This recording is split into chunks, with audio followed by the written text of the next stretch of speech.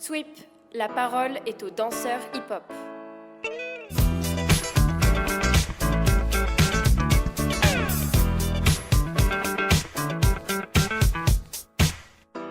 Yo yo yo, Jimmy Véron aka The Max Spencer, comment tu vas? Et yo yo yo Mathis, bah écoute, ça va super bien. Et ben c'est super, nous aussi ça va super bien. J'en profite pour avertir les auditeurs que ce podcast est également présent sur Spotify, sur Apple Premium, sur Deezer et sur YouTube, en fonction de la plateforme sur laquelle vous nous écoutez. Donc bienvenue à tout le monde et n'hésitez pas à écouter les épisodes précédents. Aujourd'hui nous recevons Jimmy Véron, The Max Spencer. Peut-être que pour commencer, tu peux te présenter. Yo yo yo, salut à tous, j'espère que vous m'entendez. Euh, Jimmy Véron, le fameux The Max Spencer. Euh, Bah écoutez, artiste, performeur, chorégraphe, bûcheron, metteur en scène, joueur, champion de Scrabble. Ça, c'est vrai que c'est important de le noter. Champion de Scrabble du 74. Attends, mais champion, explique, c'est quoi le blaze du championnat? Ah bah c'est les concours de Scrabble interrégionaux. On est dans... En équipe ou en solo? Ah non, c'est en solo. Le Scrabble, c'est en solo, jeune. Et genre, t'as une coupe chez toi de champion de Scrabble. Alors, c'est pas une coupe, c'est un... Comment on appelle ça? C'est un cadre. Comme on fait dans les battles, vous savez, on donne le cadre. On donne le cadre. Les gens, ils veulent toujours voir le joli cadre, alors qu'en fait, tout le monde attend la paye, tu vois. Bon, je passe pas le price money. Mais bon, moi, j'ai beaucoup de cadres. Ce qui veut... Bon, bref, je vais pas rentrer là-dedans.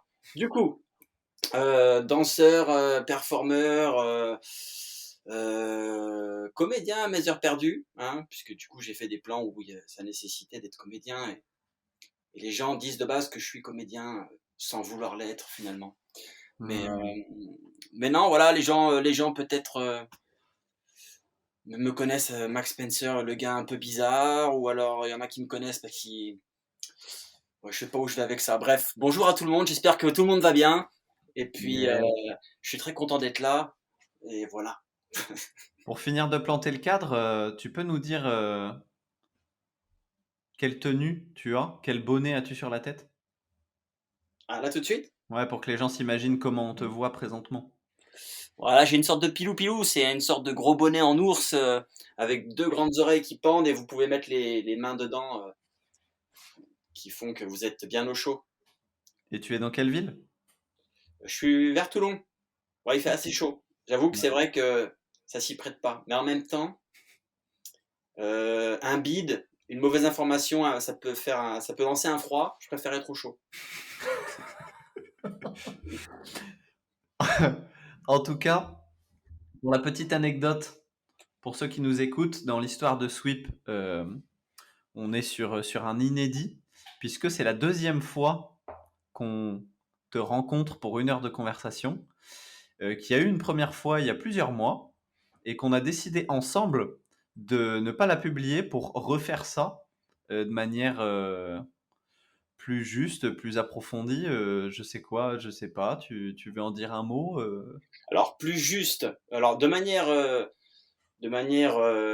d'accord les deux parties tout à fait. Alors de manière plus juste, je sais pas, parce que du coup ça va quand même montrer aux autres artistes que vous aviez deux fois plus envie de faire l'interview avec moi et j'apprécie. Du coup, ce qui me met quand même en haut de la liste. Je respecte les autres artistes, mais voilà, il y a quand même un chef, il est là, The Max Spencer. Ça s'est fait, ouais, et en fait ça s'est pas publié. Les raisons pour lesquelles ça s'est pas publié, est-ce qu'on doit en parler? Peut-être qu'on peut en parler un petit peu. En tout cas, moi, ce que je trouve intéressant, c'est que ça s'est pas publié quand même pour des raisons plutôt Éthique. plutôt nobles, peut-être éthiques, je sais pas. En tout cas, pas pour de mauvaises raisons. Peut-être que tu peux les donner. Bah, ça s'est pas publié noble, ouais, c'est vrai que noble, je sais pas si j'aurais dit noble, avec toute humilité, la première chose que j'ai pensé dans ma tête, c'est une fois que j'ai fait l'interview, je me suis dit, euh, ok, je m'entends bien avec Noé, je m'entends bien avec Mathis, on s'apprécie, on en apprécie les artistes qu'on est, mais est-ce que vraiment on devrait faire une interview sur moi? qu'est-ce que j'ai de plus que les autres? Est-ce que j'ai vraiment quelque chose d'intéressant à dire? Est-ce que le débat qu'on peut avoir va apporter aux gens qui vont écouter? Plein de questions comme ça à la base. Ensuite, parce qu'on a la chance d'avoir quand même l'interview avant qu'elle passe. Hein, pour ceux qui disent que tout est en live, il y a quand même des choses un peu encore gérées dans le fond de cette production. Non, je rigole, mais tout ça pour dire, c'est que j'ai fait le bilan de ce que j'avais dit et en fait, avant que ça soit publié, j'ai donné un stage. Et en fait, quand j'ai donné mon stage, j'étais en train de parler avec des jeunes et en fait, j'étais en train de leur dire des choses. Et les choses que j'étais en train de leur dire pour qu'ils les appliquent, j'avais une sorte d'idée directrice en disant, si vous appliquez ça, il faut laisser la porte ouverte à, comment dire, aux autres possibilités, mais il ne faut pas aller non plus dans le contraire. Et c'est vrai qu'il ne faut pas se contredire.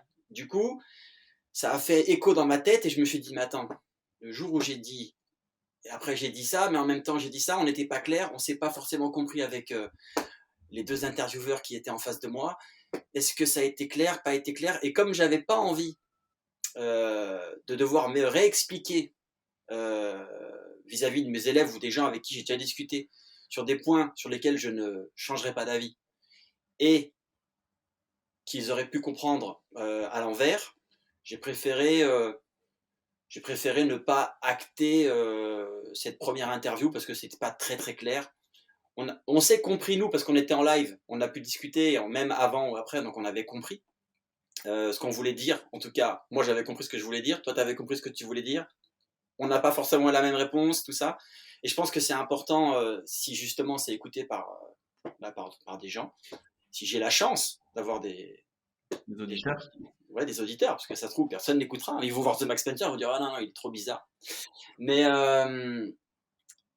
voilà, je voulais être clair. Je sais que quand je prends le temps d'expliquer à mes élèves ou aux gens avec qui je travaille, je prends vraiment le temps et j'essaie d'être clair. Et je suis très satisfait quand ils comprennent ce que je veux dire et je suis très satisfait aussi de comprendre ce qu'ils disent. Et voilà, je pensais que c'était important. Et ce qui ne veut pas dire que l'interview n'était pas riche. L'interview était super riche, les gars. Hein, au cas où. On est d'accord. Mais de toute façon, on est d'accord. on va essayer de recréer les mêmes conditions. On va essayer. Sans toutefois refaire la même chose au mot près. De toute façon, on n'en serait pas capable. Mais moi, j'ai envie de rebondir sur ce que tu es en train de dire là, par rapport à ton besoin d'être cohérent sur ce que tu dis, que ce soit d'un workshop à une interview, à un workshop suivant.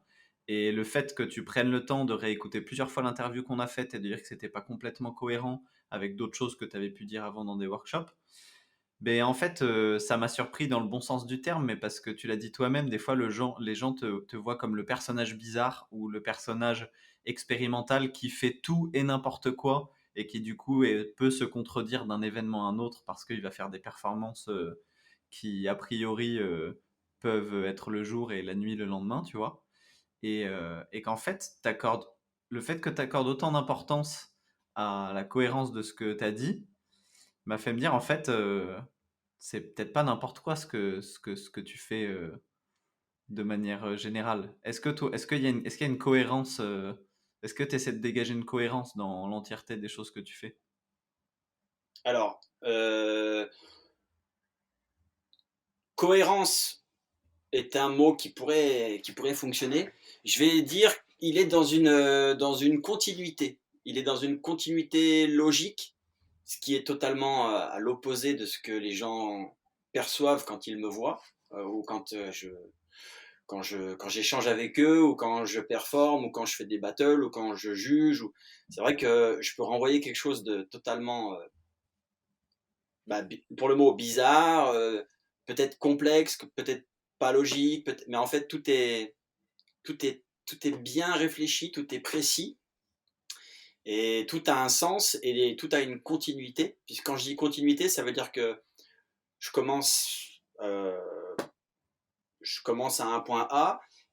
Là, j'ai continué d'avancer petit à petit et je sais que je vais aller au point Z, mais j'essaye de ne pas faire de doublons avec les lettres et j'essaye de continuer à avancer dans l'alphabet pour que les gens se disent ok, il a cette continuité, ok, et pour qu'à la fin, peut-être dans 10 ans, les gens me disent d'accord, J'avais compris là où tu voulais en venir il y a 10 ans.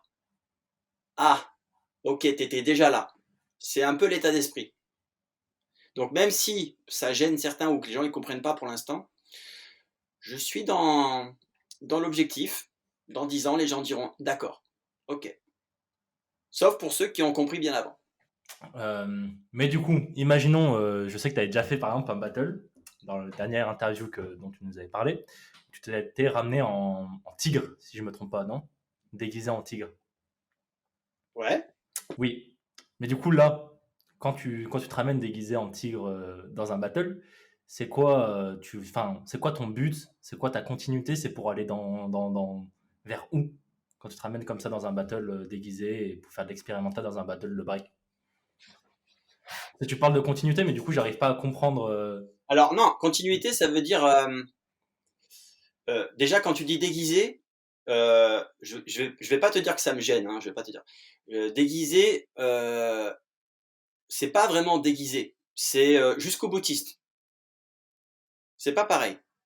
Je te donne un exemple tout bête. Il y avait un battle qui se passait, alors je sais plus, c'était en banlieue parisienne.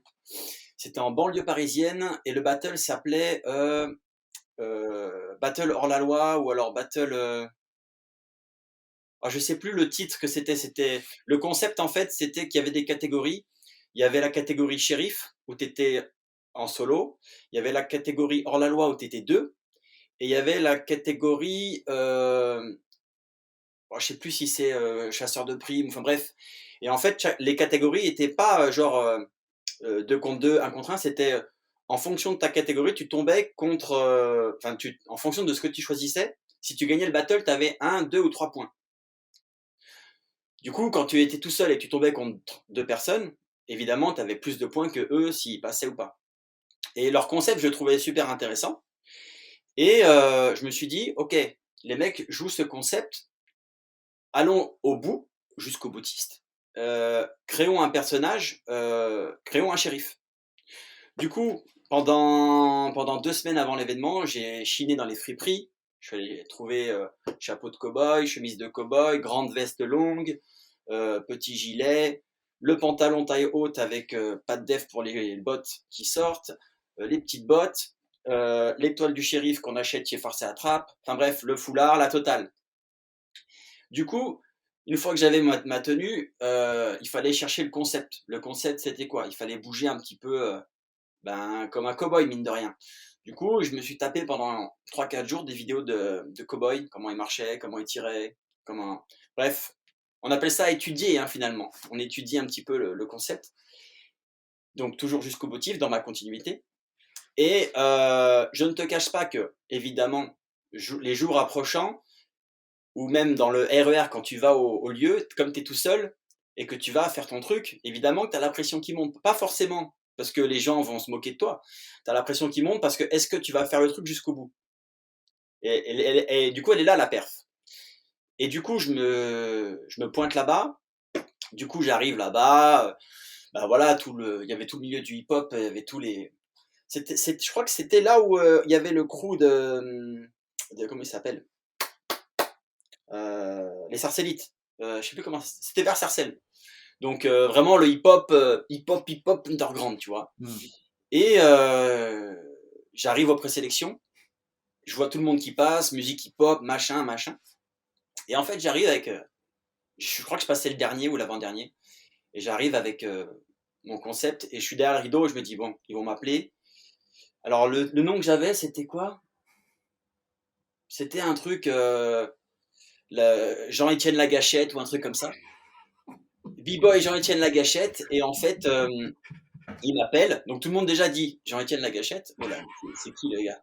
Et en fait, j'arrive, mais sans me presser, de loin, en mode cow-boy, comme si on allait faire.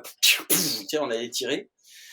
J'arrive. Déjà, je mets une ambiance, je mets une atmosphère. Les juges qui se prennent la tête dans les mains parce qu'ils se disent qu'est-ce que c'est. Plein de gens qui sont là, qui sont en train de regarder. Et j'arrive, je fais ma démo. J'ai de la chance d'être sur le son parce que je suis dans mon truc et j'arrive à kicker le son. Et je fais une grosse perf. Je vois tout le monde qui est comme ça avec la bouche ouverte.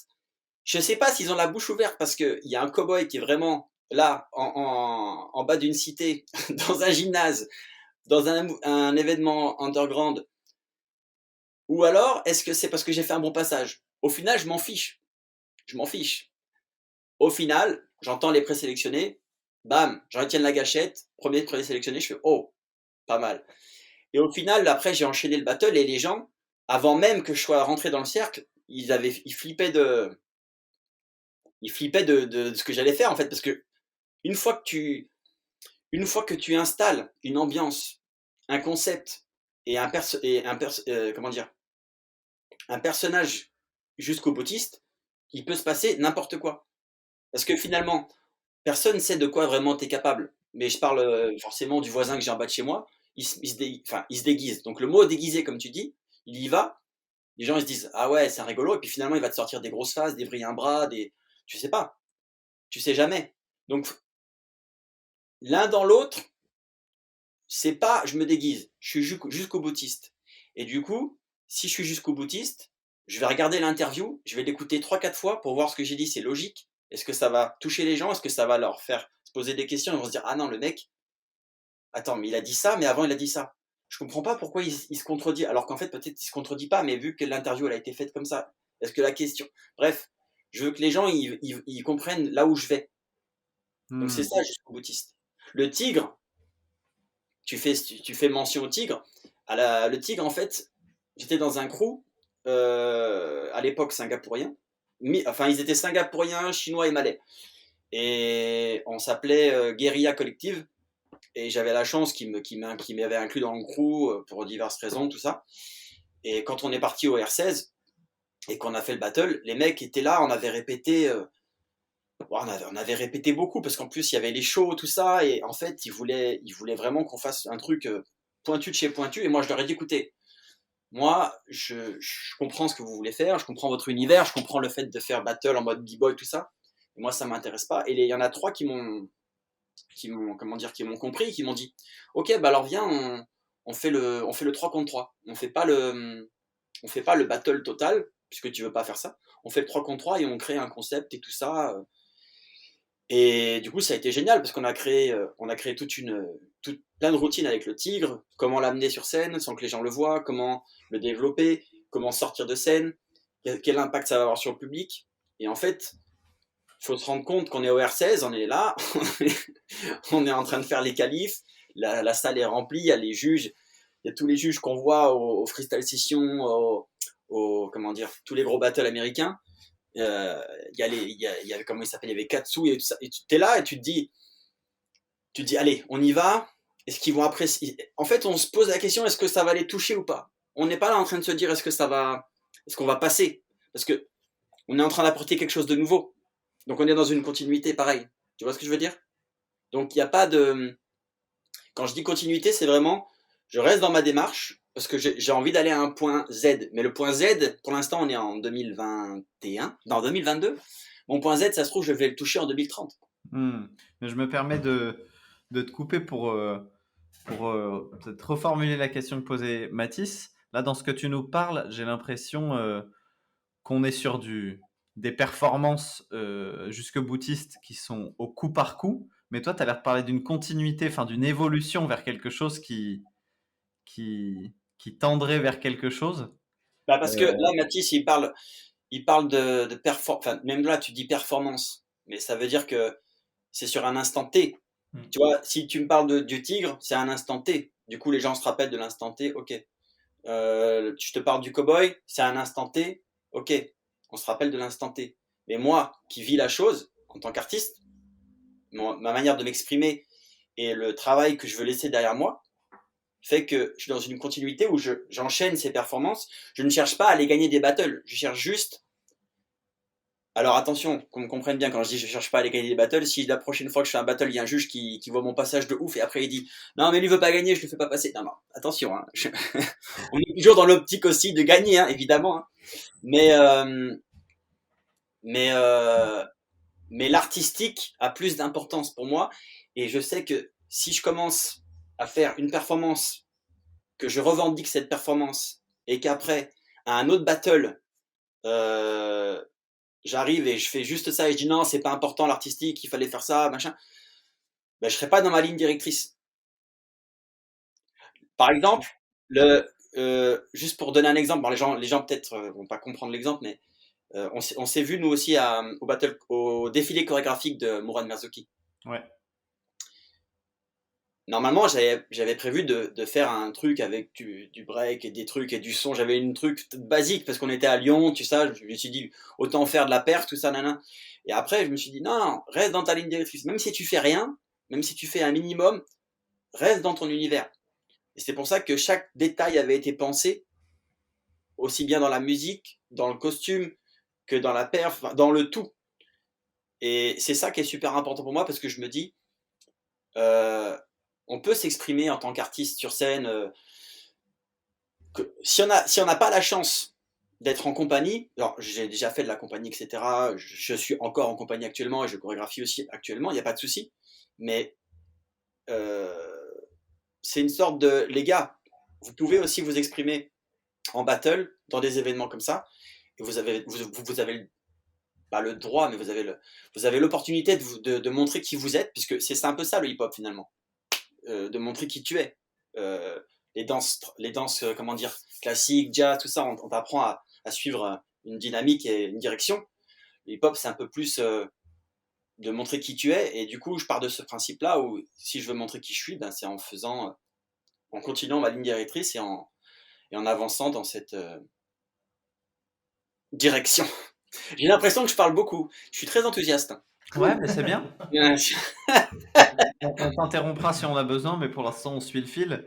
Et du coup, pour finir sur cette idée-là de direction, si tu prends le point A du coup des premières choses que tu faisais, là où tu en es maintenant, et ce que tu imagines être plus tard dans 5, 10 ou 20 ans le point Z, est-ce que tu arrives à avoir une idée de ce que ça sera plus tard? Alors, une idée de ce que ça sera plus tard, non. Et je suis très content de ne pas le savoir, parce que si je le savais, ben, je pense que j'arrêterais peut-être maintenant. Donc, je suis très content de me dire que peut-être que je vais encore avoir d'autres idées. Peut-être que ces idées qui ont été faites, qui se font ou qui vont se faire sont des idées peut-être qui touchent peut-être personne ou qui intéressent personne, mais en tout cas, je sais que je me sens épanoui, je suis content à chaque fois que je finis ma perf. Je vais te donner un exemple. J'aimerais pas voir où j'en serais dans 10 ans. Par contre, je suis très heureux de me rendre compte qu'il y en a certains qui font un peu la même chose. Un exemple tout bête, je vais te donner l'exemple de j'ai un binôme à moi. Je vais pas dire mon petit, hein, c'est mon binôme, parce que les gens des fois ils disent que c'est mon petit, mais non, non, c'est mon binôme que j'épaule, que je suis avec lui assez souvent. Il s'appelle Muggy the Kid. Et il était invité à un battle de Rochefort. Et il m'a appelé et tout, il m'a dit non, mais là, moi, il faut que je fasse un vrai concept. J'ai pas envie de faire juste le battle, machin. J'ai envie de m'exprimer, j'ai envie d'amener quelque chose à moi. Bref, j'ai envie de montrer qui je suis. Et du coup, on a discuté au téléphone et tout. Il m'a parlé de ses idées. Je lui ai dit, mec, faut que tu fonces, tout ça. Et en fait, j'ai pas eu besoin de lui donner quoi que ce soit. J'ai juste eu besoin de lui donner le petit truc qui fait que, mec, vas-y, il faut juste que tu le fasses. Déroge pas à ta ligne. Et le mec est arrivé et il a créé tout un personnage de super-héros où il a développé de A à Z comment il amenait sa cape, comment il utilisait les gens dans le public, machin. Au final, les gens étaient oufisés, il a gagné le battle et en fait, il s'en foutait d'avoir gagné le battle. C'était pas ça pour lui l'important. Il s'est dit, putain, artistiquement, j'ai step up. C'est pas parce que je me contorsionne dans tous les sens que je suis chaud. C'est parce que j'arrive à step up mon niveau artistique et de me dire, ok, ah ouais, et comment j'ai touché les gens. Donc, qu'il aurait gagné ou pas, les gens, le lendemain matin à la boulangerie, ils l'ont vu et ils lui ont dit, gros, mon fils, il a kiffé. C'est plus les émotions qu'il a transmises aux gens qui étaient importantes pour lui. Et c'est ça qui, du coup, me fait plaisir, en fait, à entendre. Alors, évidemment, j'en ai pas 15 000 des gens qui viennent me voir en me disant, en me disant ça, mais ne serait-ce que dans mes workshops, tout ça, à la fin des workshops, les gens, ah ouais, d'accord, ok, merci. Ça, j'avais pas compris. Maintenant, ah. Je fais beaucoup de. Attends, je dis aux auditeurs, je fais beaucoup d'onomatopées, comme des ah, c'est mon côté speaker. Voilà. Désolé. Hein. Ah, c'est gentil de le préciser. Du coup, si j'ai bien compris, toi, ton objectif en faisant toutes ces performances,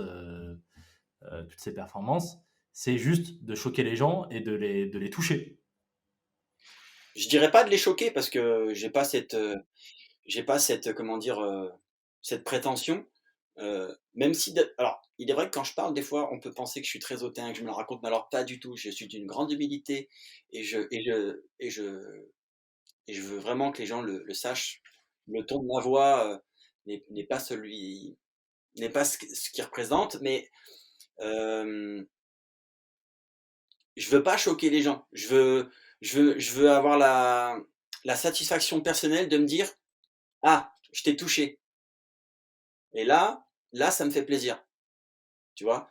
Par exemple, je pourrais faire, admettons, je sais pas moi, si on parle de battle, si je fais 4 battles d'affilée, tu vois, 4 battles d'affilée et que je passe ni les qualifs, ou alors que je passe les qualifs mais que je perds au premier tour,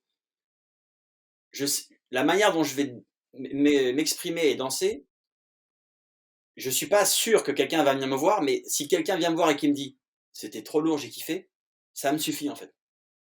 Tu vois? Et je sais, et vu que j'en ai fait beaucoup et que j'ai eu beaucoup de retours, en fait, je vois que ma ligne directrice est la bonne, en fait. Hmm. Tu vois, j'ai pas envie d'avoir un gars qui me check et qui me dit, ah, on a fait un bon battle, ouais, t'as tenu ton Y assez longtemps, c'était stylé. Non, c'est pas ça qui m'intéresse, tu vois. Me dire, le mec, il va me dire, franchement, j'avais pas pensé à ça. Ah ouais, dans un battle comme ça, ah ouais. Et puis après, peut-être qu'il va me retrouver dans un battle, il va faire un autre concept encore plus lourd que le mien, et il va m'exploser. Et ça, par contre, ça sera la satisfaction totale. Et ça, je serai content. Je vais me laisser aller à une petite provocation.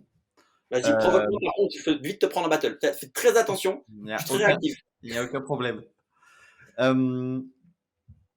Ce qui fait quand même communauté, j'ai l'impression, ou en tout cas ce qui crée aussi de l'unité dans des événements, dans des disciplines, c'est que tout le monde accepte quand même des codes en commun, des manières soit de s'habiller, soit des types de mouvements, soit quelque chose qui fait langage commun.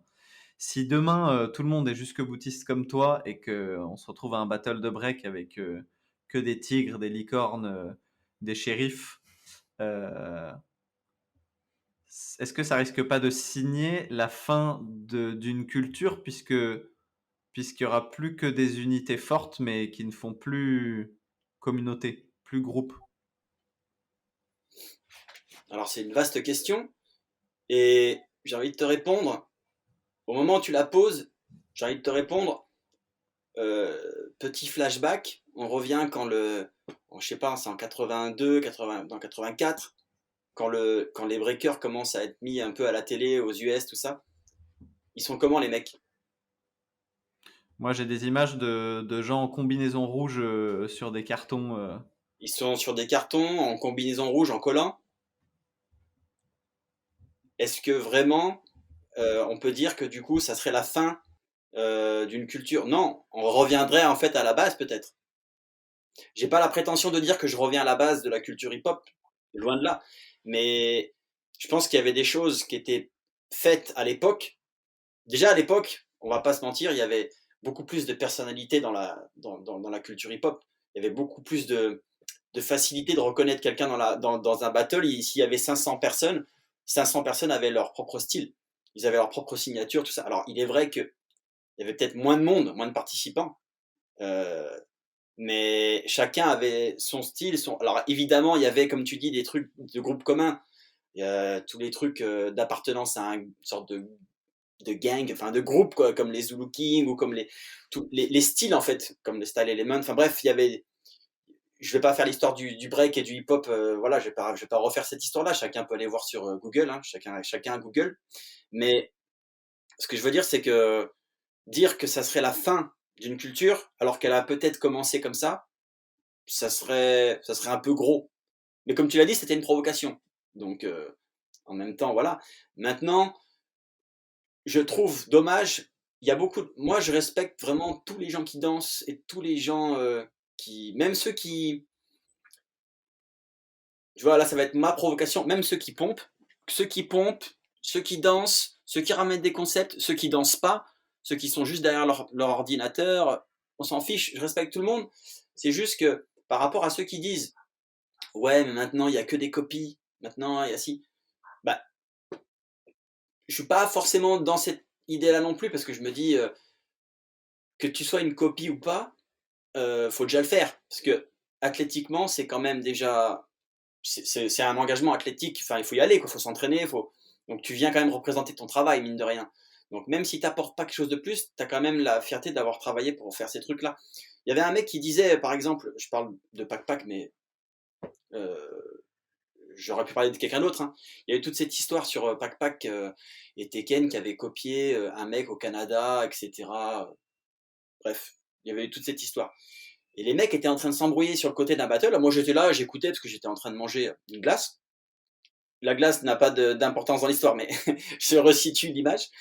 Et en fait, il y a un gars qui est arrivé de nulle part et qui a dit hé les gars, arrêtez de vous embrouiller là. Qu'est-ce que vous faites? Vous perdez votre temps? En fait, la question était pourquoi tu fais passer Pac alors qu'il a pompé tous ses moves? Et le gars lui a répondu bro, à partir du moment où il fait ses moves, il est sur le son et il pète le son et ses moves, il les fait et ils sont propres. Alors que le gars d'en face n'a pas été aussi bon athlétiquement, pourquoi je desservirais la personne qui a fumé le son et a fumé le truc athlétiquement alors qu'il mérite? Parce que physiquement, il faut quand même le faire. Donc, il y a beaucoup de débats, il y a beaucoup de... Je sais même plus pourquoi on en arrive là.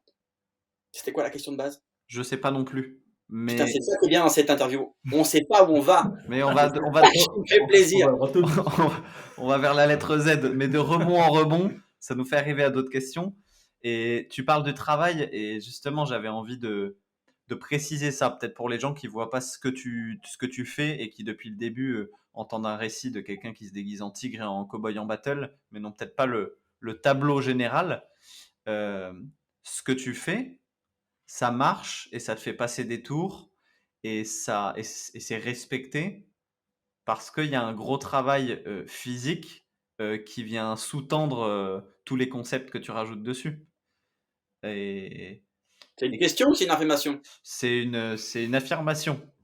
Ok. C'est une affirmation, mais pour voir aussi comment tu vas réagir à ça, mais aussi pour dire que les concepts ont de la valeur que quand ils s'ajoutent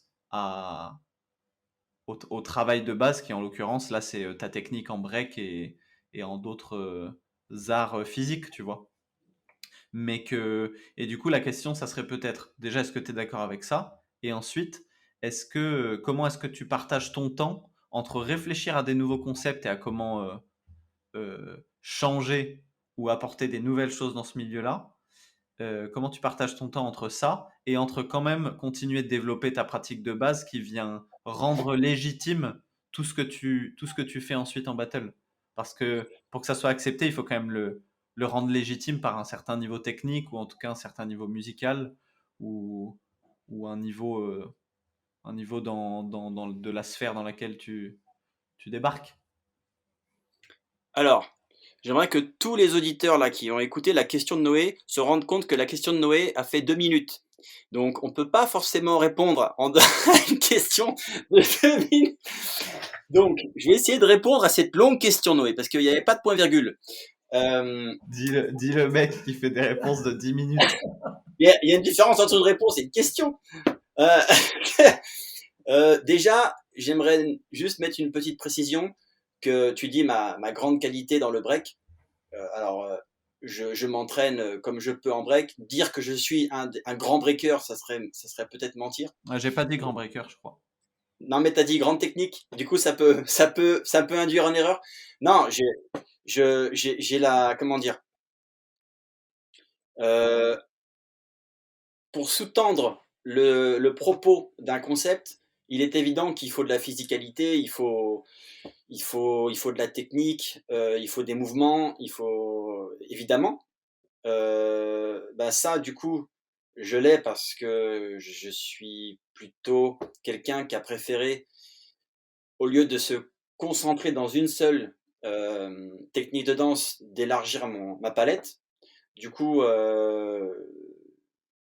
j'incite les gens qui commencent ou les gens qui qui font qu'une catégorie à vraiment aller voir ailleurs parce qu'il faut se nourrir de toutes les danses. Donc moi, j'ai vraiment fait énormément de styles de danse.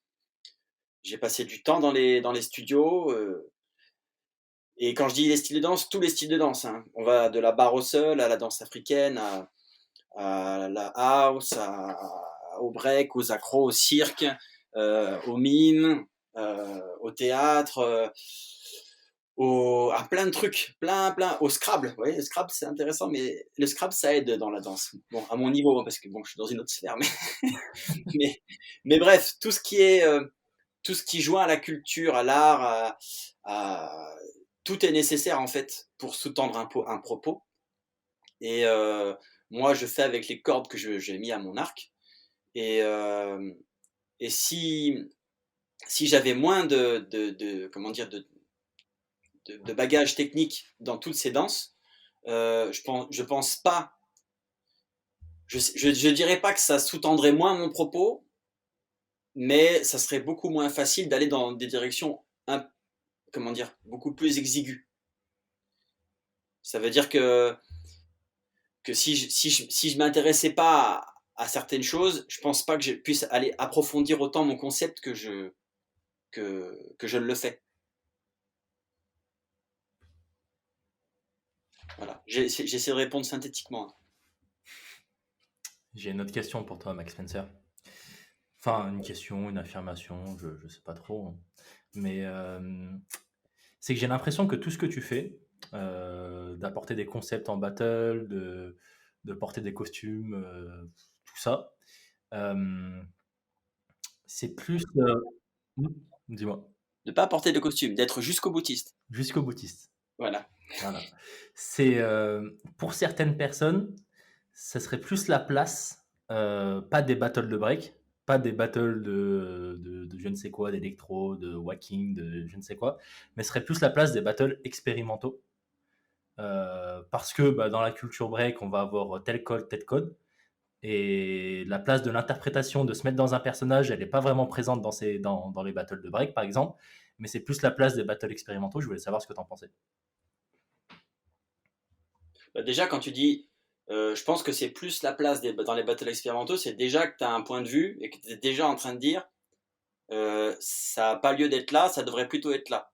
Peut-être à tort ou à raison, c'est-à-dire, peut-être que tu penses genre, ça a sa place dans ces battles-là parce que ça serait plus reconnu, ou alors ça a sa place parce que ça n'a pas de logique d'être dans un battle break. Donc, j'arrive pas trop à situer là où tu veux en venir, toi personnellement, de ton point de vue. Mais si on répond à la question en long, en large, je pense qu'on n'aura pas le temps, parce que les battles expérimentaux, on pourrait faire un sujet de 2 heures, je pense qu'on ne serait pas tous d'accord. Mais si tu vas dans un... Alors là, du coup, on parle de cases. On a les breakers, on a les poppers, on a les lockers, on a les expérimentaux, on a les contemporains, on a un peu de tout. Et au final, tu es en train de me dire, ça marcherait peut-être mieux, ou alors ça vaudrait mieux être là. C'est-à-dire que tu me mets dans une case. Si tu me mets dans une case, je serais comme tout le monde, ou je serais comme tous les gens de cette case. Pourquoi ne pas aller dans une autre catégorie, tout en respectant les codes? Parce que je peux très bien aller dans un battle de break, et au lieu de faire le battle de break en mode j'arrive, je fais mes pas de prépa, je fais un peu d'attitude, je commence à faire mes footwork, je fais des variantes, je fais un petit power, bam, je finis en freeze, je remonte mes couilles, et hop, je reviens dans le rang. Peut-être que je peux très bien arriver, et en fait, tous les départs, que ça soit en top rock, des départs en pass, des départs en power ou des départs en freeze, et en fait, je fais que des feintes ou je fais que des départs, et en fait, je finis jamais mon passage.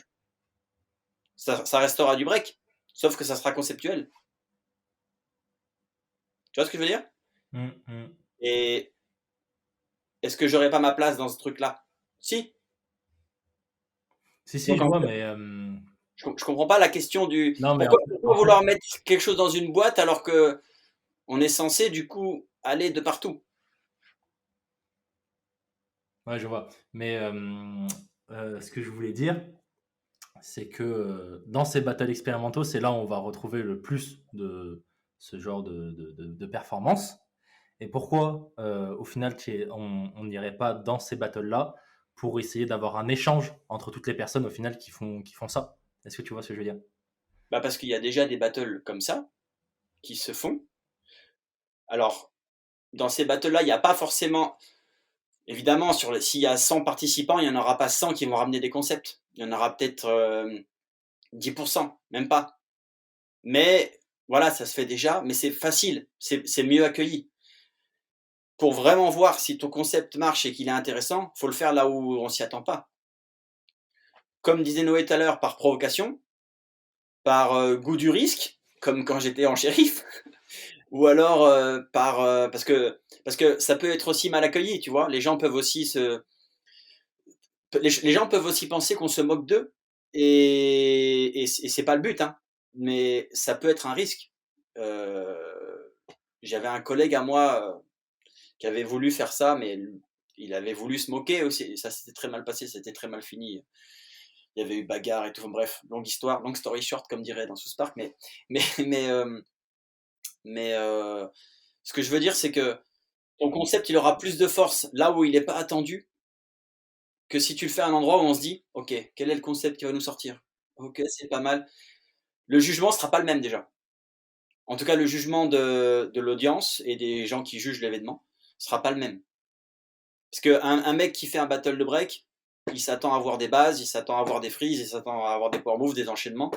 Il s'attend pas à avoir un mec qui arrive de nulle part, là, en tigre, en cowboy, enfin bref. Peu importe que ce soit l'outfit ou le concept dansé qui ramène, tu vois. Du coup, ça me donne envie de te poser la question que j'avais posée de manière un peu alambiquée la dernière fois. Et je vais essayer de te la poser plus simplement. Mais j'ai l'impression que la plupart de tes interventions sont pensées parce que ça veut dire qu'en amont, tu te dis, OK, où est-ce qu'a lieu l'événement? Quels sont les codes de l'endroit où je vais? Qu'est-ce qui est attendu pour du coup proposer quelque chose d'inattendu? Du coup, il y a quand même un vrai esprit intellectuel d'analyse pour ensuite préparer la performance artistique.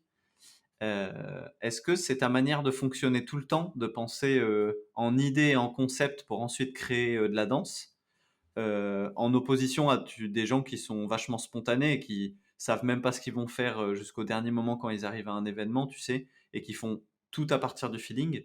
Toi, est-ce que tu as toujours besoin de partir d'une idée, d'une analyse de l'environnement où Non, tu arrives? non, non, non, non. En fait, je pense que c'est un mélange des deux. Parce que, bon, et les gens, quand ils me voient danser, ils pensent que tout est écrit. En fait, moi, j'ai pas de code. Alors, j'ai deux, trois figures dans les poches, évidemment, mais j'ai pas de code en disant ça va passer là ou ça va passer là. C'est assez spontané quand je danse généralement, mais le concept en lui-même est réfléchi. Ça veut dire que là, je t'ai dit le truc du cowboy que je me suis mis pendant 2 semaines. Il y avait un autre battle où j'ai mis un mois à prévoir 2 concepts, où je me suis dit, il faut réfléchir. Comment va être. Alors, des fois, il est vrai que si je regarde dans mes DM, je peux regarder à des organisateurs de battle, je leur demande la disposition de la salle, la scène, combien elle fait, par 3, par 4. Est-ce que les gens seront proches, pas proches? Est-ce qu'il y a des pylônes? Il est vrai que je demande en amont des fois, c'est mon petit secret, les gens l'entendent. Mais Oh. ouais, non, je demande des petites infos. Je m'intéresse, j'étudie, tu vois. Après, je réfléchis au concept que je veux faire. Est-ce que ça va être intéressant, pas intéressant? Je vais étudier après la manière de bouger, les trucs, machin. Enfin, il y a toute une étude donc qui est totalement prévue à la base. Mais il n'y a pas de dire qu'après, pendant que je danse, le concept est une chose et après, ce que je mets dedans, c'en est une autre. Sauf si il faut que je bouge. Par exemple, là, on parlait du cowboy. Il faut que je bouge comme le cowboy. Je vais mettre de ma danse dans le cowboy, mais le personnage va primer en premier. Hmm. Mais la danse sera spontanée. Mais je peux pas dire que tout est prévu à l'avance. Des fois, il peut se passer des choses où, sur l'instant, je vais pas avoir pensé à la chose et je vais me dire, oh, ça, pourquoi je le fais pas maintenant? Tu vois, par exemple, j'étais en Russie, je faisais le battle de Illusion of Exist et j'étais en finale, c'était à 1 contre 1 et on était dans une sorte de, On était dans une sorte de cave. Ouais, c'était une cave et ils avaient mis comment dire, des protections plastiques tout autour pour que les gens nous regardent comme si on était dans un aquarium. C'était un truc ultra perché. Et j'étais là, et en fait, dernier passage, j'étais en train de me poser la question, qu'est-ce que je vais faire? Et il y avait un pylône derrière moi. Je parle du pylône, par exemple. Et j'avais déjà étudié tout ce que je pouvais faire. Mais là, le pylône, je me suis dit, ah, il faut répondre avec le pylône. Même si c'est pas du break, même si répond avec le pylône. Du coup, en fait, au final, ce qui s'est passé, c'est que j'ai dansé, et quand je me suis senti, je me suis jeté sur le pylône. Je me suis accroché, en fait, comme ça, sur le pylône. Les gens voient pas, hein. Et en fait, j'étais à peu près à 2 mètres, et je me suis laissé glisser comme si j'étais un pompier, mais sur le côté. Alors, les gens ne le savent pas, mais je me suis fait très mal. Je me suis fait très très mal. Mais l'effet était pile sur la musique, là, et j'ai fini en frise sur la tête, et les gens, ils ont ultra kiffé. Et j'ai utilisé ce qui était là à ce moment-là, c'était spontané, tu vois. Je me suis enflammé en racontant, désolé. C'est cool. C'était un bon souvenir. Avec Mathis, juste avant, en plus, on parlait de la place qu'on accorde à la technique dans des performances artistiques.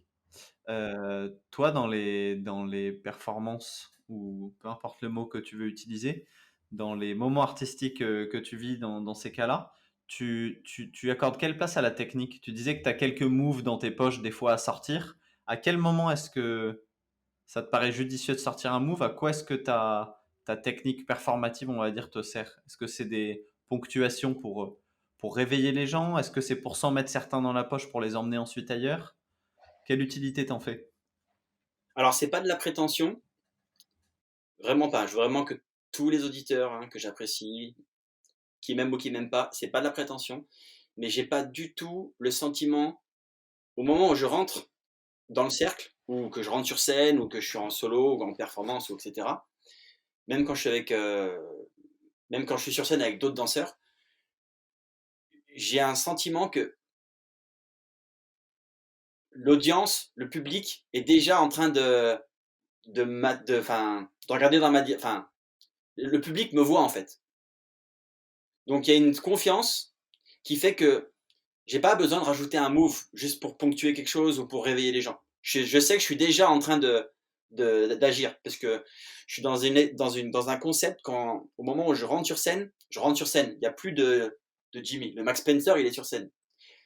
C'est ce qui se passe pour tout artiste. Au moment où tu passes le pendrillon de la coulisse, au moment où tu es sur scène, tu es sur scène. Tu vois, il se passe, il y a une sorte de bulle qui se forme. Donc, j'ai pas besoin d'aller ponctuer pour réveiller les gens. Je sais que ce que je fais est juste à ce moment-là. J'avance sans regret. Donc, j'ai pas forcément besoin de me dire ah, t'as oublié de faire ça ou t'as oublié de faire ça. Non, non. J'avance sans regret dans ma perf. Les mouvements que j'utilise, des fois, je peux les utiliser techniquement, mais c'est l'expérience. Tout le monde sait que quand tu fais une improvisation et que tu commences à danser de manière spontanée, si tu danses pendant 2 minutes, tu sais que tu es mort au bout de 2 minutes parce que vu que tu réfléchis à ce que tu vas faire en même temps que tu le fais, c'est une galère. Donc souvent pour reprendre le souffle ou parce que tu es dans ton truc et que tu te laisses emporter et que tu n'as plus l'énergie, souvent un mouvement comme ça, un mouvement bien précis te remet un petit peu à plat. Un peu comme je fais le parallèle avec comment il s'appelle. Un jour je discutais avec Yuxon, qui ça se trouve se rappelle même pas de moi, hein, on était à un battle, on discutait tout ça, et puis dans la discussion on est arrivé à un moment où il disait parce que je lui demandais des conseils en house, et il était en train de parler de house, tout ça. Il disait voilà, moi je fais ça, après je dérive, je fais ça, je varie mon step, après je double, après je fais ci, et après je reviens toujours à un pas de base qui est à moi. Et je lui disais, mais pourquoi tu reviens toujours à ce pas de base alors que tu pourrais encore développer? Il me dit, c'est pour pas me perdre. Dès que je reviens toujours à ce step, pour toujours avoir mon fil conducteur et me dire, ok, ça y est, et là je peux repartir là-bas. Donc c'est un peu des portes de sortie, des sécurités pour se dire, ok, pour peut-être garder la confiance tout le long. Ça peut être ça. Ça peut être aussi parce que je veux montrer mon travail, parce que ces mouvements-là, j'essaie de travailler, et ils ont un impact de toute façon sur scène et avec la musique. Donc ils sont aussi placés de manière stratégique. Mais ça, c'est des trucs, je pense, tous les breakers qui travaillent, ou même les danseurs travaillent, ils ont envie de placer certains moves qu'ils ont prévus, d'essayer des mouvements signature finalement où ils se disent c'est le moment, paf, c'est sur le son. Je pense que c'est commun à tout le monde, quoi. Ouais, mais ce que je disais aussi avec Noé, c'est que là, comme tu te places dans un personnage, le personnage il va avoir une histoire ou je ne sais quoi, euh, je trouve que quand par exemple je vais au théâtre et que je vois un gars d'un coup qui arrive et il se met à faire un head spin, mais tu sais pas pourquoi il fait un head spin, je trouve qu'en fait ça casse toute l'interprétation et en fait il s'était installé dans un personnage, dans une histoire et d'un coup il fait un head spin et du coup ça casse tout. Parce que je sais pas pourquoi, je n'ai pas encore trouvé la réponse, mais je trouve que ça casse tout. Est-ce que toi, tu as trouvé une sorte de solution pour ne pas casser au final euh, ton, toute l'histoire que tu racontes pendant ton passage? Ou juste tu lances tu lances ton move pour que toi, ça te permette aussi de ne pas, pas te perdre dans ta perf? Non, parce que je fonctionne comme dans c'est toujours dans la continuité. Le mouvement va en appeler un autre qui a une logique, qui raconte dans toutes mes perfs, en général, c'est une histoire. Hein, je suis un peu un storyteller, tu vois. On va dire que si on prend ton exemple, le gars qui arrive et qui fait un head spin, ok, peut-être nouvelle compagnie, contempo hip-hop, regardez, j'ai des breakers qui dansent.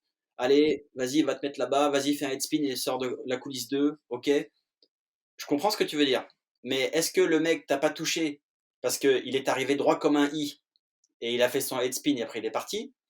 Ou est-ce qu'il t'a pas touché parce que t'as pas réussi à capter ce qu'il voulait dire dans sa démarche avant de faire son head spin?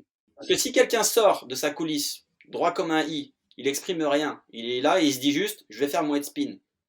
Il est clair que toi en tant que spectateur tu vas pas comprendre. Mais s'il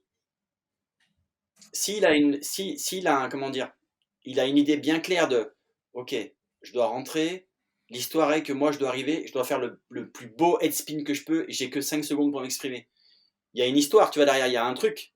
Donc s'il n'a pas réussi à te toucher, c'est que c'était peut-être pas clair dans son interprétation. Ou alors, autre point de vue, que toi, tu n'étais pas prêt à recevoir ça. Je sais pas, tu vois. Ça peut être l'un ou l'autre, tu vois. Dans tous les cas, l'interprétation d'un artiste sur scène est primordiale et tu peux toucher les gens et amener un mouvement basique, comme par exemple, là tu parles de headspin, mais juste faire un Y. Toute la démarche que tu as en sortant de la coulisse jusqu'au Y et le Y jusqu'à la sortie de la coulisse est super important. D'où la bulle que je te parle. La bulle, quand tu es sur scène, au moment où tu rentres, tu rentres. Tu es déjà dans ton perso. Donc si tu as vu quelqu'un qui faisait ça, malheureusement pour lui, il avait peut-être pas beaucoup d'interprétation, ou alors il n'a pas su te toucher. Mais je parlais l'autre jour dans la conversation qu'on a eue, qu'on a coupée, je parlais du chorégraphe par exemple, Reda. Je parlais de lui, qui m'a fait toucher du doigt ce côté le moche peut être beau et le beau peut être moche, etc. Mais qu'en ne faisant rien, tu peux faire tout.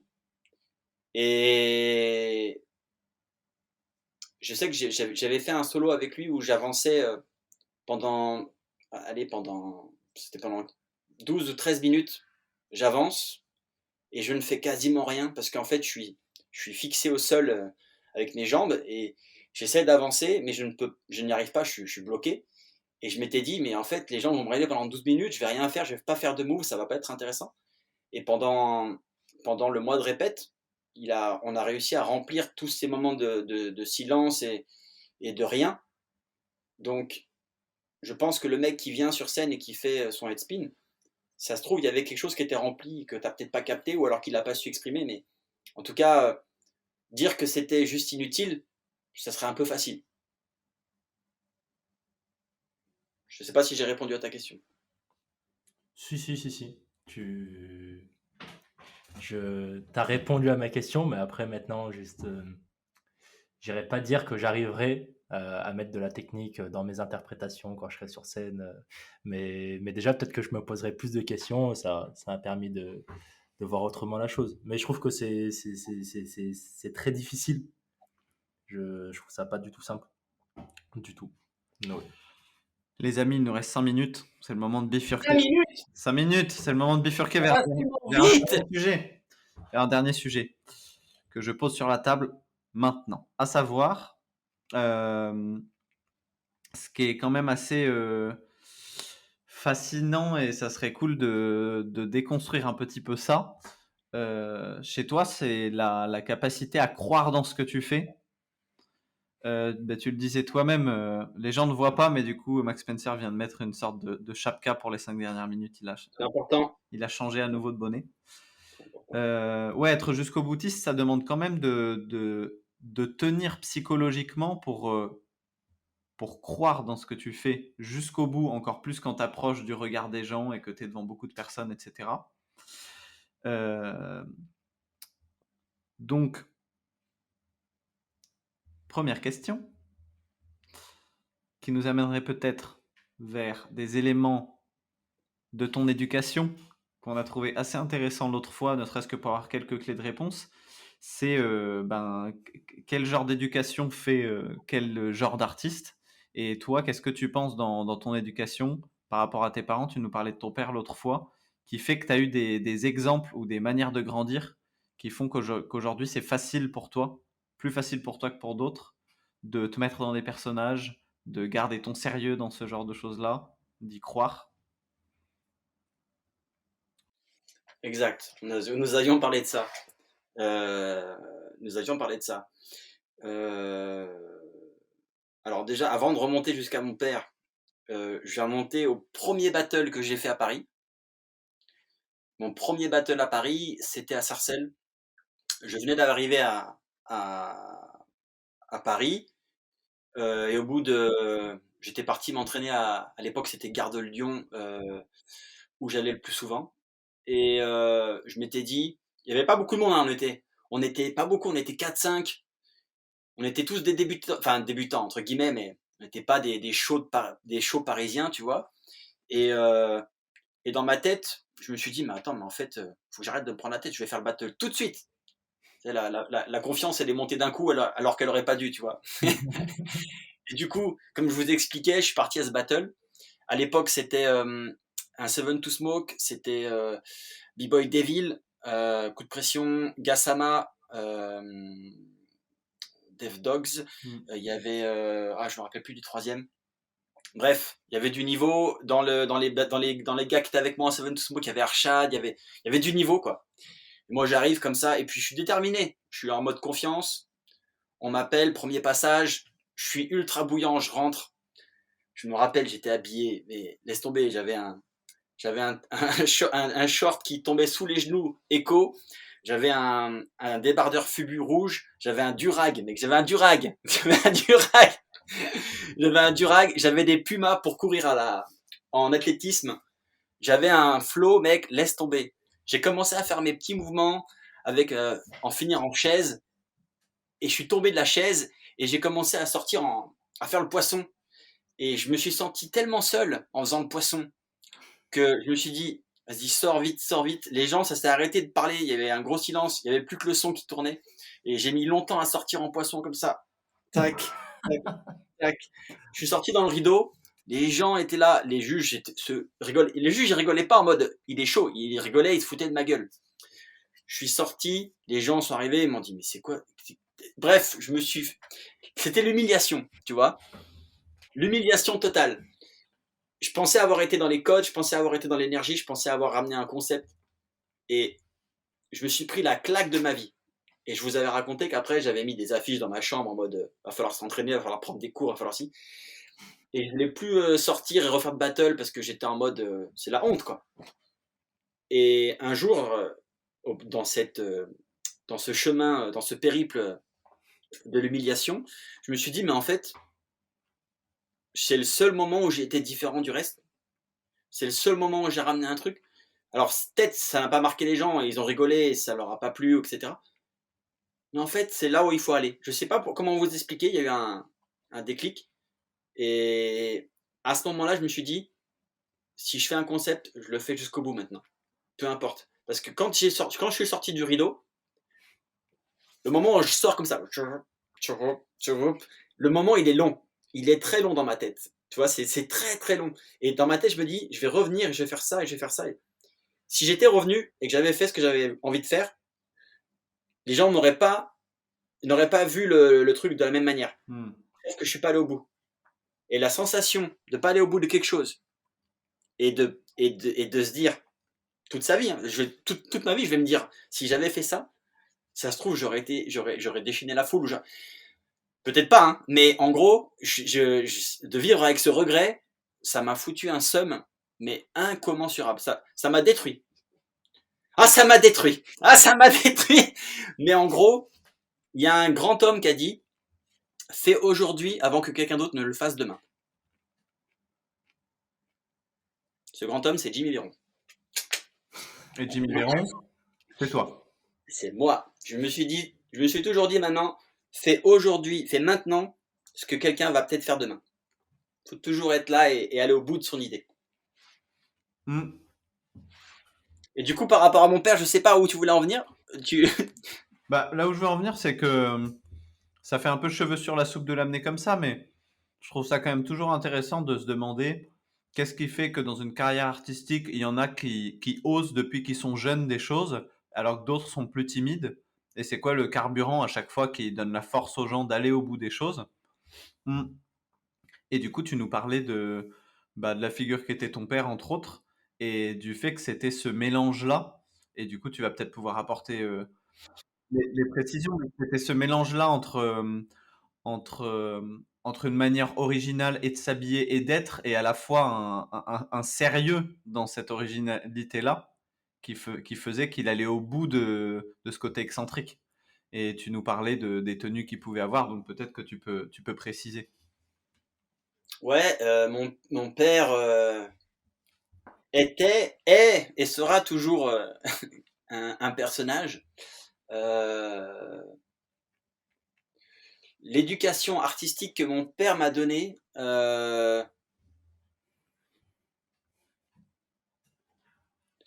l'éducation artistique que mon père m'a donnée ne vaut même pas un dixième de ce que j'ai appris depuis ces 20 ans-là. Les 20 ans que j'ai vécu dans les studios, dans les écoles, à voyager à droite à gauche, de rencontrer des danseurs étrangers, des chorégraphes, etc.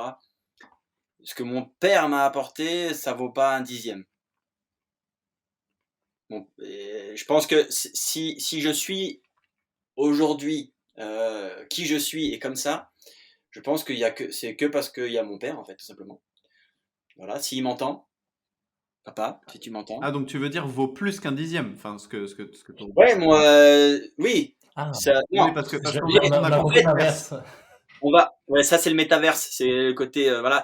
En fait, je voulais dire, je récapitule, tout ce que j'ai appris pendant ces dernières 20 dernières années, que ce soit en studio avec les chorégraphes ou machin, c'est très important, ça fait une grosse charge de mon travail et de qui je suis, mais la personne, l'artiste, la résultante de ce que je suis maintenant, du coup on va prendre les 90%, 90% ça vient de mon père. Et tu peux préciser en quoi? Mon père est quelqu'un de jusqu'au boutiste, autant dans le détail que dans le concept. C'est quelqu'un qui sait ce qu'il veut, pas tout le temps, mais il sait ce qu'il veut. Et, et l'éducation qu'il a apportée dès le début à ma personne et la manière dont il l'a apportée fait que quand je te dis que j'ai eu un déclic et que je devais aller au bout de mon truc, il a été dans une résultante où j'ai repensé à ce que disait mon père, ou alors les choses que m'a dit mon père se sont appliquées. C'est difficile d'en parler comme ça en live, parce que c'est un truc de vie qui se fait tous les jours, en fait, quand tu vis avec ton daron. Et il m'a appris les règles, il m'a donné beaucoup de règles. Mon père était très sévère au niveau des règles artistiques. Mon père est chorégraphe. À l'époque, je jouais au foot, et en fait, mon père ne comprenait pas pourquoi je m'intéressais pas à la danse. Et en fait, quand j'ai commencé à m'y intéresser, il a tout fait pour m'en dégoûter, pour voir jusqu'où j'étais prêt à aller. Et une fois que j'ai commencé à mettre le pied dedans et à vraiment faire les choses, il a continué à essayer pas de me rabaisser, mais de pousser pour voir où ça allait aller. Je pense que c'était sa manière à lui de me faire passer un peu le même chemin on m'a critiqué, on m'a dit ça, on m'a dit si, ça va être dur, etc. Parce que bon, moi je viens d'une province, hein, comme certains, voilà, je viens pas de Paris ou des grands trucs où tu es déjà dans un carcan. Et, et en fait, ouais, quand on partait en spectacle, parce qu'après il m'a quand même pris dans sa troupe, et quand tu partais en spectacle, tu t'occupais de tes costumes, tu t'occupais de ton make-up, tu t'occupais de ton échauffement, tu devais t'occuper de ta mise en place, ton changement de costume, enfin bref, des trucs qui aujourd'hui paraissent, tu vois, quand j'ai fait des grosses prods, où tu as une maquilleuse, un coiffeur, un habilleur, tu sors de scène, tac, tu vas vers ton fly, tu as un habilleur qui te met déjà la veste, machin, tout est prêt. Et ben ça, moi, je peux pas le faire. Je sais que j'ai les habilleurs que j'ai, à part quand vraiment j'ai 2 secondes pour me changer, c'est sûr qu'il y a des gens qui t'aident, mais moi, j'ai toujours tout fait tout seul jusqu'à maintenant, j'ai gardé ça. Et c'est pas forcément un respect pour l'habilleur ou quoi que ce soit, ou en disant non, t'inquiète, je vais me débrouiller, c'est vraiment une manière de travailler qui fait que tu es jusqu'au boutiste dans les moindres détails. Parce que s'il y a une erreur dans ta mise en place, dans ton make-up ou machin, bah, c'est ta faute. S'il y a une erreur de quelqu'un d'autre, tu pourras pas dire ah mais j'aurais pu gérer différemment. Tu vois, c'est voilà. Au niveau artistique, il m'a toujours dit d'aller vers. Il a jamais voulu vraiment que je fasse un seul truc. Quand il me voyait faire des Y ou des baby freeze, tout ça, il était là en train de me dire ouais, c'est joli tout ça, mais ça sert à rien si tu fais ça tout seul. Si tu fais ça tout seul, ça sert à rien. Rajoute des mouvements comme ça, fais un peu de contempo, rajoute des accros, machin. Il a toujours dit, il a toujours amené de l'eau à mon moulin en fait. H24.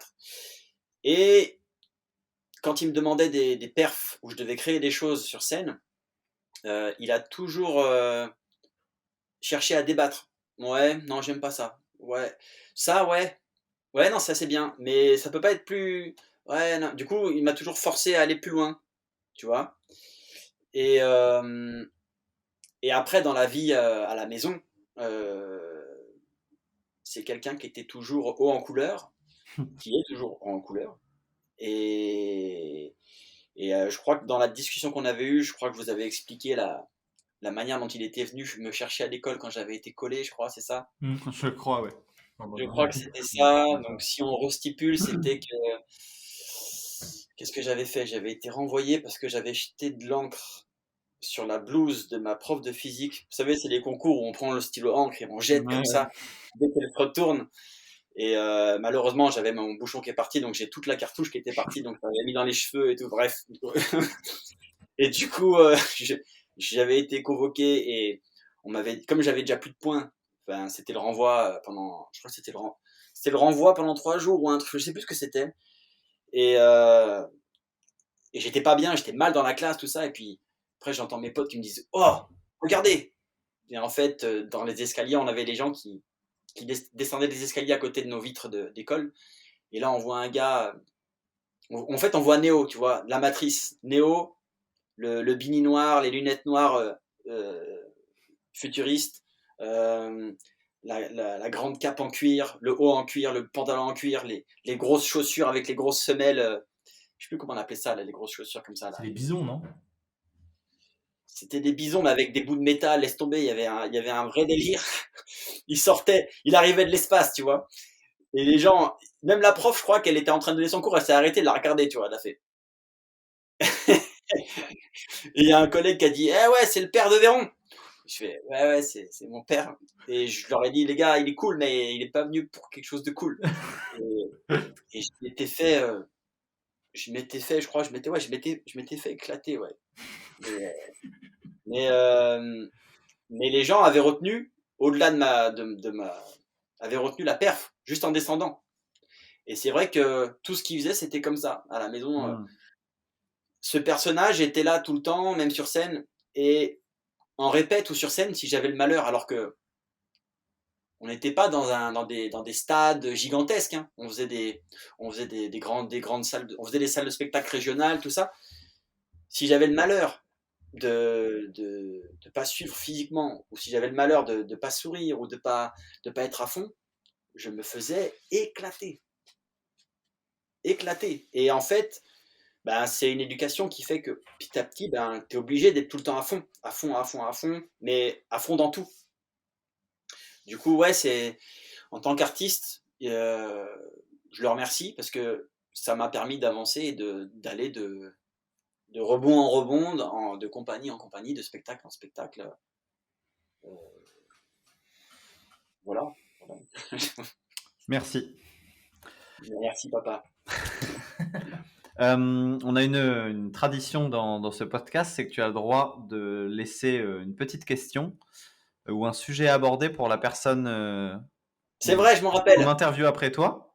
Je m'en rappelle. Et j'espère que c'est quelqu'un que j'aime bien. Et juste après toi, nous allons interviewer, et nous en sommes très contents. On interviewe un b-boy canadien du groupe Sweet Technique qui s'appelle Promo. Ah, je l'aime bien.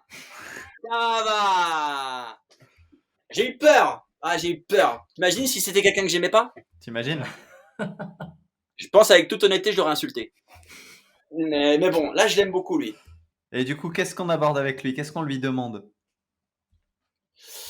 Alors déjà, vous pouvez aborder, je vais aborder plusieurs sujets avec lui. Vous lui direz en anglais parce que je sens que vous êtes bilingue.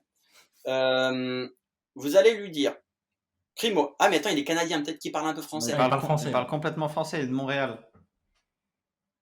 Canadien, oui, c'est canadien, mais peut-être qu'il peut parler 45, tu vois. Bref, le cliché un peu, tu vois, sirop d'érable. Bref, ce que je veux dire, c'est que vous allez lui poser la question déjà. Pourquoi ce fut déjà? Ce fut? Ouais. Parlez-lui du style. Est-ce que le style des b-boys ont vraiment une importance dans le mouvement?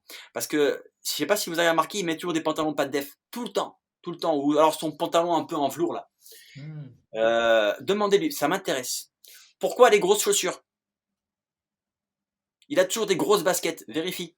Ne lève pas les yeux au ciel, Mathis. Vérifie bien. Quand il est venu au God de Flower, il avait des grosses battes, là, comme ça, là, des gros trucs. Donc ça m'intéresse. Demandez-lui d'où lui vient, alors pas sa fluidité, mais ses chemins.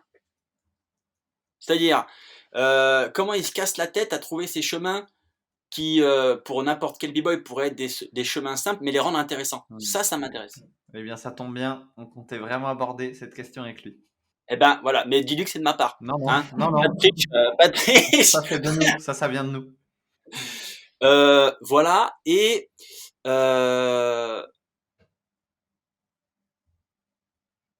j'avoue que j'aimerais bien savoir, parce que je suis quelqu'un d'assez serein en battle, j'aimerais savoir, moi je sais d'où ça vient, mais j'aimerais bien savoir d'où il tient lui ça.